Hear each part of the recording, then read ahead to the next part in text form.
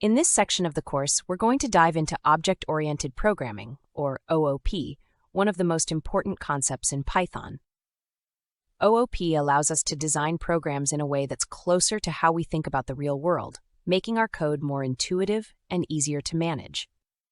We'll explore how Python uses OOP to help us create reusable, modular, and well-organized code, setting the foundation for everything we'll build moving forward. We'll kick off by getting a solid grasp on what OOP is and why it's different from procedural programming. This will help lay the foundation for everything we do in the next steps.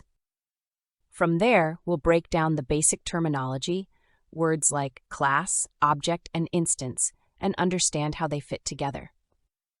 Once we've set that stage, we'll roll up our sleeves and actually create a class to see how it all works in action.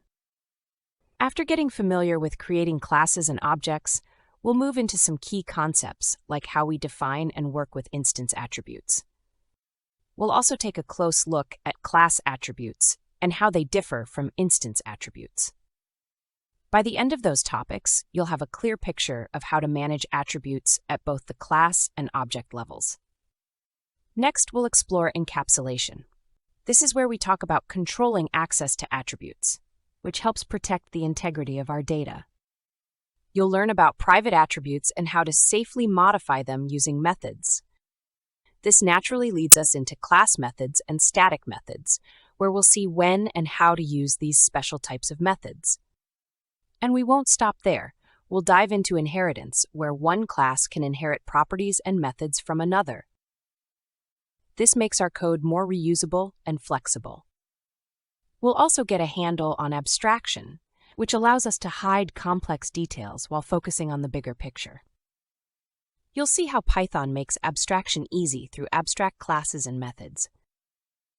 Finally, polymorphism will round out our understanding of OOP, letting us see how different objects can share the same interface but behave differently under the hood.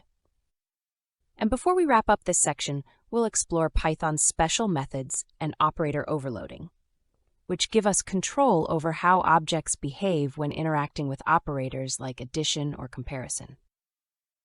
This whole section is about equipping you with a powerful toolkit for designing Python programs that are well-organized, flexible, and scalable.